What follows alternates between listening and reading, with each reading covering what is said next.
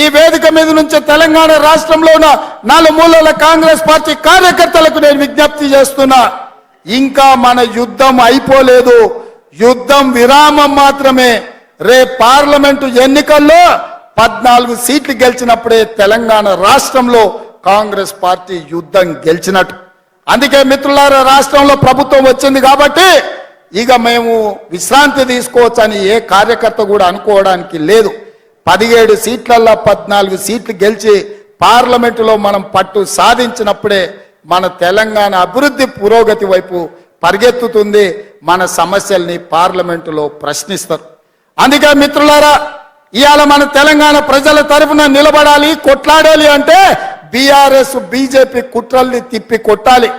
రూపాలు మారుతాయి, పార్టీల పేర్లు మారుతాయి, ఎజెండాలు మారుతాయి, జెండాలు మారుతాయి. ఓడు పొత్తు ఉంటుంది అంటాడు, ఓడు పొత్తు లేదంటాడు, ఓడు చెప్పుతో కొడతా అంటాడు, ఓడు చేత్తో కొడతా అంటాడు. ఇవన్నీ ఎందుకు డ్రామాలు ఆడుతుండే? కాంగ్రెస్ పార్టీని దెబ్బతీయాలని. ఎన్నికల ముందు చూడలేదా?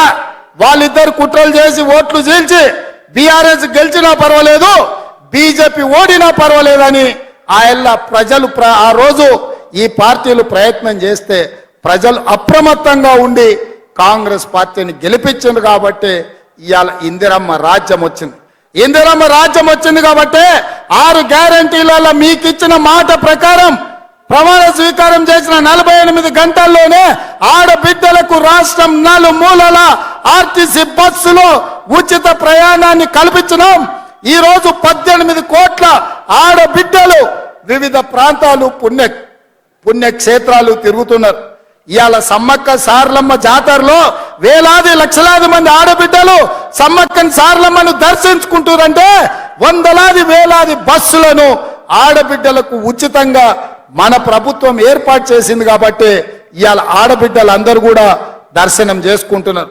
ఇదే కాదు, ఆరోగ్యం బాగాలేక ఆసుపత్రికి వెళ్తే చచ్చి శవమై ఇంటికి వస్తున్న తెలంగాణ బిడ్డలకు రాజీవ్ ఆరోగ్యశ్రీ పేరు మీద 10 లక్షల రూపాయల బీమా పథకాన్ని అమలు చేసి ఇవాళ పేదలను ఆదుకునే ప్రయత్నం ప్రభుత్వం చేస్తున్నది.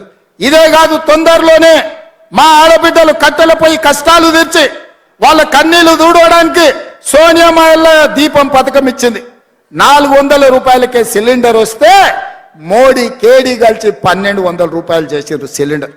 అందుకే ఎన్నికలప్పుడు మాట ఇచ్చినాం, 500 రూపాయలకే ఆడబిడ్డలకు మీ ఇంటికి సిలిండర్ తెచ్చి ఇస్తామని చెప్పినాం. రాబోయే వారం రోజుల్లో మీకు 500 రూపాయలకే సిలిండర్ ఇచ్చే బాధ్యత మన ప్రభుత్వం తీసుకుంటుంది. గట్టిగా చప్పట్లు కొట్టి ఆడబిడ్డలందరికీ కూడా తెలిసే విధంగా మీరు చెప్పండి.